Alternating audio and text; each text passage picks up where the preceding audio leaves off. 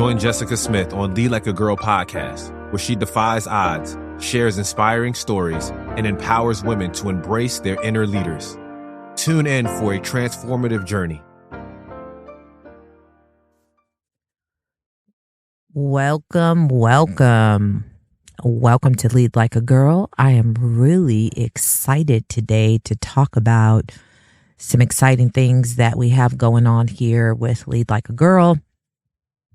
The last time we talked, I was on my way to Minneapolis, Minnesota, to spend some time with my two wonderful best friends, Coraline and Jamie. And we spent the entire weekend just locked away. I mean, really locked away, working, busting our butts, brainstorming, putting things together.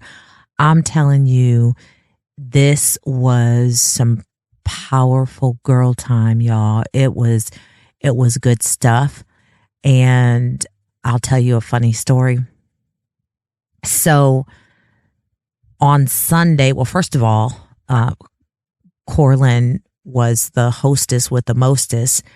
She just took us into her home like the sisters that we are. And like all of you crazy people in the Midwest, it's freezing cold and y'all don't like to turn on the heat. Okay. I'm always cold and I am just so thankful she turned on the heat for me, y'all. This is like, it was really, really special and it touched my heart because when I go and visit any of my family in Chicago, these people, I just don't understand how they live. And you're talking to someone born and raised in Chicago. I don't know how I did it, but you can give me a free house. I am not playing a free house. But if I had to stay there year round to receive a free house in the best neighborhood in Chicagoland, you can keep it. I don't want it. I'm not doing it. I'm cold, y'all. I'm cold. And so of course, when I got there, I was so cold. And I do this if it's not in the summertime and I visit someone anywhere in the Midwest, I literally will sleep with my coat on, with hat, scarf, blankets. I'm just cold. But Coraline just loves me so much that she turned on her heat for me. We went for walks. She made sure that we got the blood flowing and, got to moving, which I have not done. This is another thing that was so special. It really just made me think about, I have to keep reminding myself, we have to keep reminding ourselves that we cannot work harder at our jobs than we work on ourselves. You are going to hear me say that over and over again because we get into these habits. And I realized when I was walking around, she lives in this really cute area, by the river, the lake, or whatever y'all call it. But it's a cute little area. It has these walking trails and all of this stuff. And I'm out of shape. Like I was out of breath. She's like, you walk like a turtle. And this is what happens when you wake up every day and you just work. And next thing you know, it's 6:00 and you got to get up and you got to make dinner. And next thing you know, it's 9:00 and then you go back to work because when you stopped at 6 for dinner, the work wasn't finished and you got to go back to it. I don't know about y'all, but I'm not closing my eyes until every email is answered and all of my work for that day is complete. And you know what? What's even worse is when these people have no idea how hard you're working. See, I'm not going to call my boss every day and just report what I'm doing every day, all day, so that she knows that I'm working. I'm just not going to do that. I told myself at some point I was going to do that because I felt like I needed to do that because these people just didn't understand how hard I was working. And so I needed to do that. But then somewhere from the moment I told myself that, I untold myself that. So I'm not doing it. Because here's the thing. First and foremost, I know what I'm doing. I know how hard I'm working, and God knows how hard I'm working. And you know what? Ultimately, that's all that matters, because he's the real boss. He's my real leader. He's the one that I really report to. He's the one that's making the decisions. He's the one that's giving the promotions. So I'm good. All right, I'm gonna get off my tangent. So I'm in Minneapolis. Coraline, Jamie, we're there. I'm talking about we are praying. We are inviting the Holy Spirit in to do what he does. And we are getting out. We're walking. Sunday comes and I almost didn't go to church. I'm going to tell you that. I was like, you know what? I'm good, because I really didn't plan on going to church. And I didn't bring any clothes to go to church, even though here in Georgia, our church is pretty casual. But I mean, I had like sweatpants, yoga pants, sweatshirts. I mean, that's a little bit too casual, to go to church for me. And I'm like, yeah, no, I'm just going to stay. I didn't feel like putting makeup on, whatever. And I'm so thankful that Coraline is Miss Bossy Pants, pushy salesperson, because she hit me with, well, I would really like Grayson, that's her 9-year-old, I think he's 9-year-old son. I would really like him to have us, together and see us just go to church with him and see how wonderful my friends are and how much they love the Lord. Or I don't know what she said, but it got me. I was like, okay. And I got my butt up, and I'm so glad that I did. And so we go to church, and she's walking up to the front row, and I'm like, what are you doing? I'm not a front row. And not to mention, now we go to a mega church, and I'll get into this probably on another episode of why. I think I talked about this a little bit of why we always went to a mega church, really because, we wanted to get lost in the sauce. So,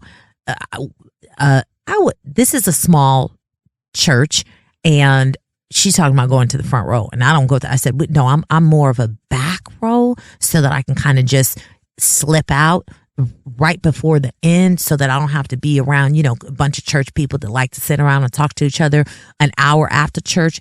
I'm sorry, I don't have time for that, and I don't want to talk to you, and I need to just go. I got what I came for, and now I need to go.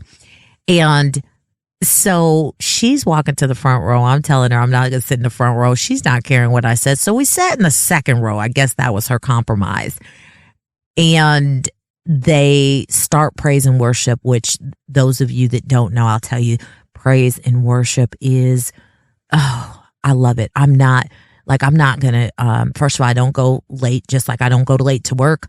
I don't show up late to most events, and I am not going to show up late for church either. So, and Coraline's the same way. Jamie's the same way. So we're good. And praise and worship is my favorite time. I really that gets me fired up. I'm just connecting. I'm inviting the Holy Spirit in. That's my moment when I go to church. I could spend a whole service just in praise and worship. So there was a band, but there was a man and a woman singing, and it was actually great because when I walked in, and it was all white people. So I'm like, okay, I'm not sure exactly what to expect, But when the music started playing, as a matter of fact, I think they sang the blackest song you could sing, which was Amazing Grace. So I was like, oh, okay, this is good. Now, when I began to praise and worship, automatically my eyes close. I'm not paying attention to anyone around me whatsoever. So my eyes close and I'm like in my zone the whole time. One song, the next song, and I can't remember the songs at this time, but the music was great. Like my hands are up, I'm moving, I'm dancing. I'm like, well, I would probably say, I don't know if it was after 2 songs or 3 songs or whatever it was, I just got this feeling like, I feel like someone's staring at me. And I open my eyes and I turn and look. I don't even know if I told Coraline the story yet, but I probably did. But I turned and looked, and there's a little girl, and she's so cute, and she's got glasses on, and she's just dressed like a little fashionista, but she is looking at me like she is at the circus and I am like the look on her face is like, what in the world are you doing? And she's looking at me, just staring. I mean, she stared me into opening my eyes. And as I looked around, she wasn't the only one. So it was just, I found it didn't make me uncomfortable at all, but I just found it to be hilarious. And you know what? I hope that, I piqued her interest of what exactly I was doing and why was I doing it, and or anyone else to think of, why do we not move or raise our hands or whatever the case may be. But after we walked out, and thankfully we were kind of on a mission, we had to get to the airport. But when we left, I was like, Coraline, like, what was that? And she was like, that's called white people. And I was like, I don't know. And Jamie's like, well, we move at our church. But it just reminded me of why I am so thankful for this friendship, because, we joke with each other, and, how some people have that, what they call that token black friend. Well, these girls are my white friends because, if you know me, I know a lot of people. Okay. I have, acquaintances, I'll say, from everywhere. I do business from, I love everyone. Let me be clear on that. But as far as like close, like tight, we live like we're friends. And I think I talked about this in another episode too. That's just not what I do. I don't have a lot of time, and I have my 2 friends, and, Jessica Sanchez, Rosemary, and actually both of those young ladies just happen to be Latino. And of course, I have close friends that are Black. That's just how I grew up culturally in that environment. So, but these 2 girls, for over 20 years now, have really held a special place in my heart, and we have really, lived life together from afar and been very connected. So I am just so excited about this journey. I'm so excited to share this friendship with you all, and you're going to see the dynamic of the 3 of us. And this is going to be this journey. And we are hoping, God willing, that we are going to record our first episode by the end of this month or maybe early next month. So it's coming. And this is going to be just, empowering each other and hoping to encourage and motivate and be there for you all in your journey through storytelling. What I love the most through storytelling, through being vulnerable and sharing our stories and bringing them to you in hopes that we will make you laugh, make you cry, inspire you, and then we'll also have guest speakers, interviews, and all of that as we continue through this journey with Lead Like a Girl. So just wanted to share that. Know that it's coming. I hope that you will continue to share this podcast so that we can really touch more people and write reviews, give us feedback, all of that. Just really excited. And thank you all for being so faithful with your listening. I really, really appreciate that. So this weekend, so I come back from that trip and I'm just fired up and I'm just inspired. And listen, I have been in this. So one of the speakers at this conference I'm going to tell you about had a speech, and I think she called it something like sitting on the couch or down on the couch or something like that. But that's kind of where I've been for a while now.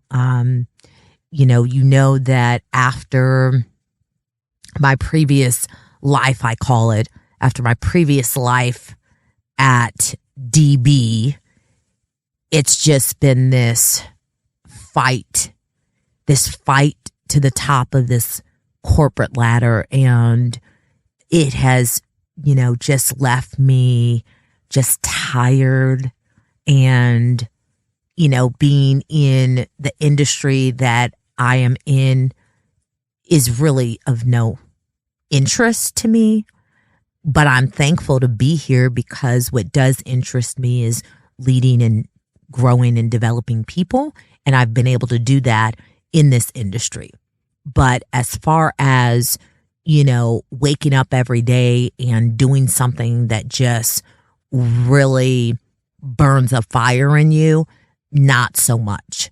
And I've just been asking God and just being patient and just continuing to grow and develop myself so that, y'all know I say, stay ready so you don't have to get ready. And that's just where I've been, is just trying to prepare myself and get ready for that next big thing. And sometimes you got to create that next big thing, right? You got to create it, and you got to know where you want to go and what you want to be. So I was already really fired up after returning from this girls' weekend.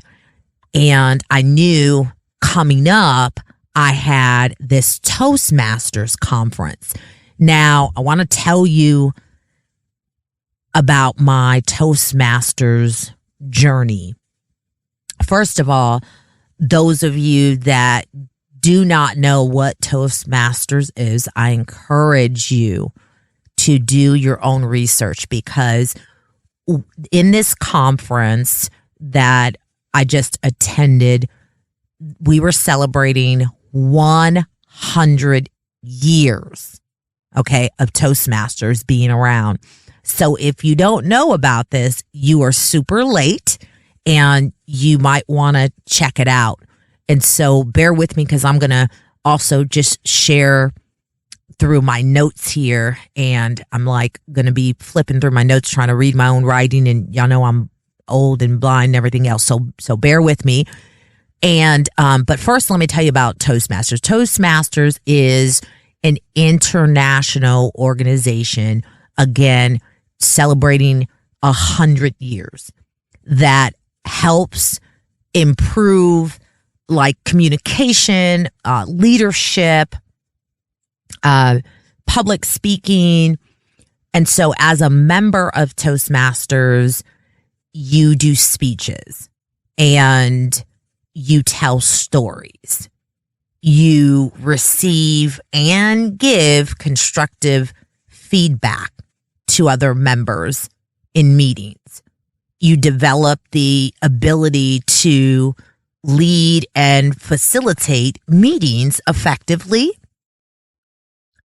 You receive benefits like building your own self-confidence and enhancing communication skills.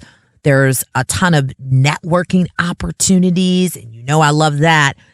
And just overall personal growth through communication, speaking, and storytelling.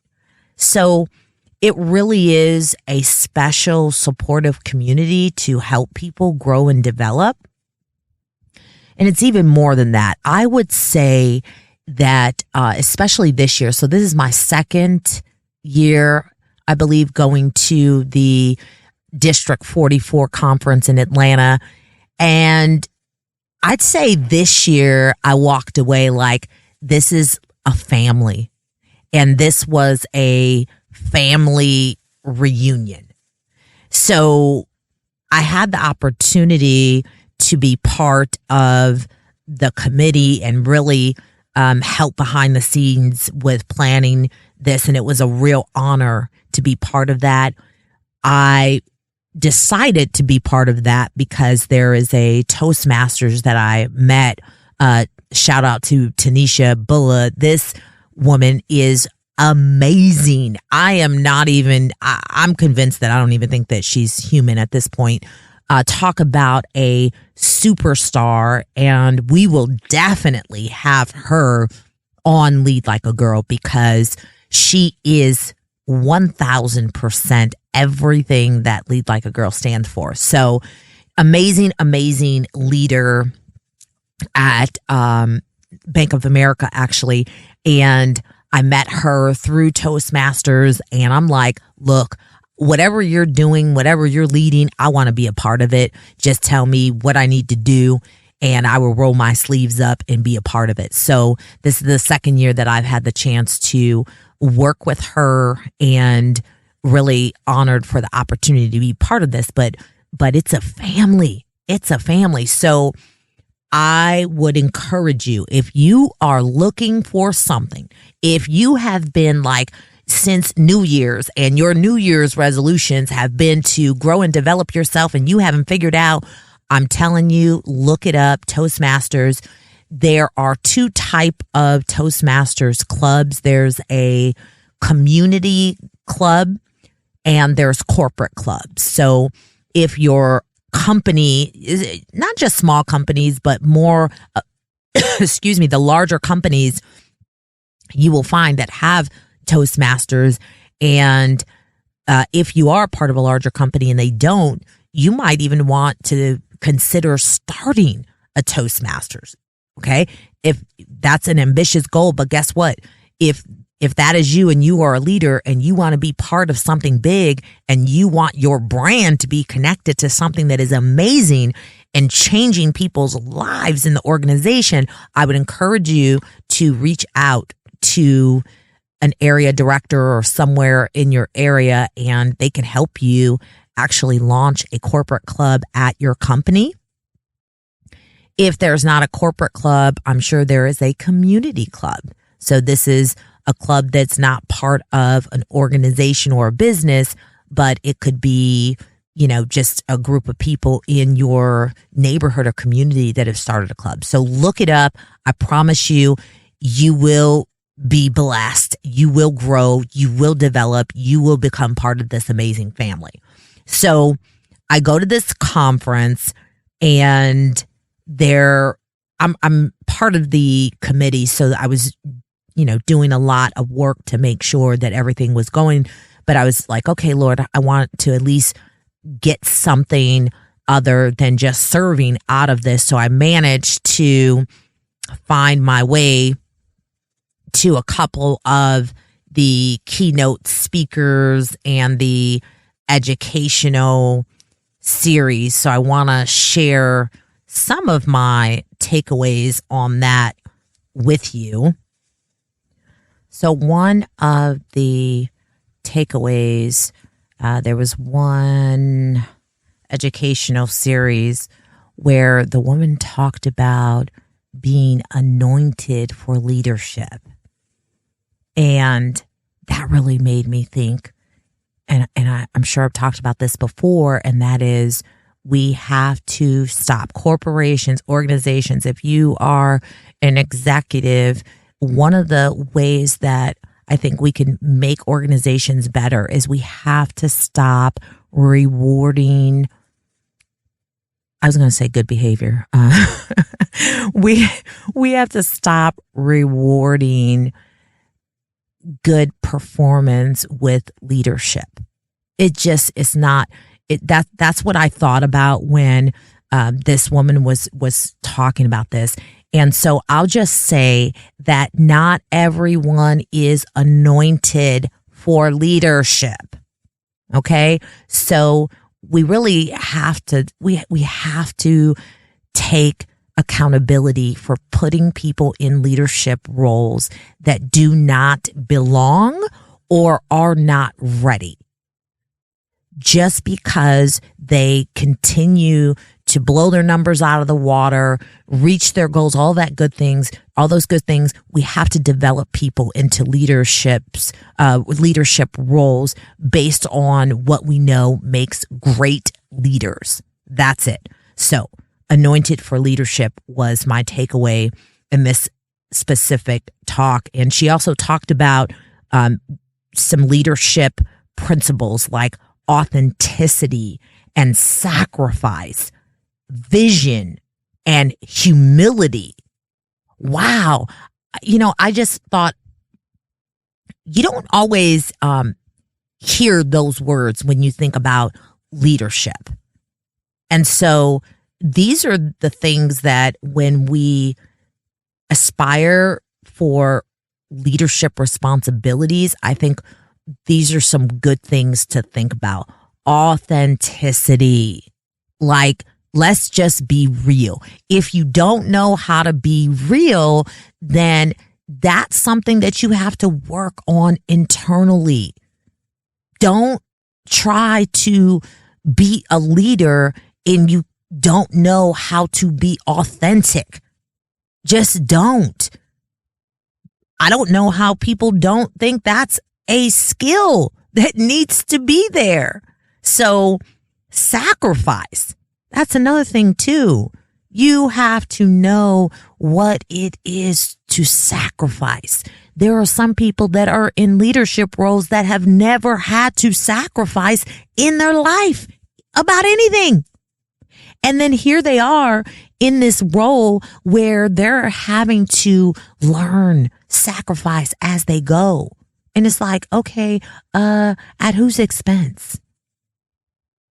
Leadership is serious. This is a serious thing. There are people suffering. Their mental health, their quality of life is suffering because they're under poor leadership. Vision. You got to have a vision. You got to know what it's like to be a visionary. That's leadership. Humility, I'm not even going to touch that one because that's a whole nother conversation, a whole nother show. But this was just a takeaway that I had from the talk.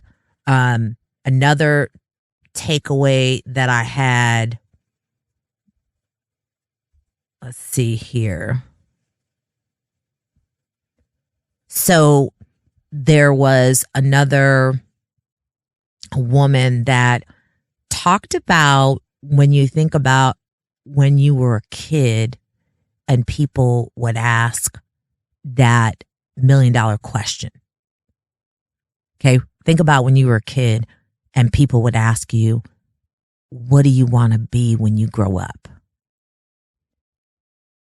And whatever that was, stop and think about what happened. Like what happened between, and I'm going to use myself as an example, always going back, and you guys know I talk about, my dream as a little girl and playing with my dolls and holding my cousins hostage, and I wanted to be a teacher. And I had all kind of big dreams. And I used to dream about decorating my classroom. I used to think about the first day of school and what that would look like. I used to think about what kind of parties that I was going to have, like that pizza party at the end of the year. I thought about that stuff. Like second grade Jessica, third grade Jessica, I thought about that stuff. So I want to continue this conversation, but I want to leave you with what happened. What happened from that, what I want to be when I grow up is, to today? What happened? Thank you for tuning in to another insightful episode of Lead Like a Girl. We hope you found today's podcast valuable. If you enjoyed our podcast, please consider subscribing and leaving a review on your preferred platform. Your feedback is crucial in helping us continue to provide high-quality content. If you found the content inspiring, we would like to encourage you to share this podcast with your network. Stay tuned for more inspiring stories and leadership insights on Lead Like a Girl. Until next time, lead with passion and purpose.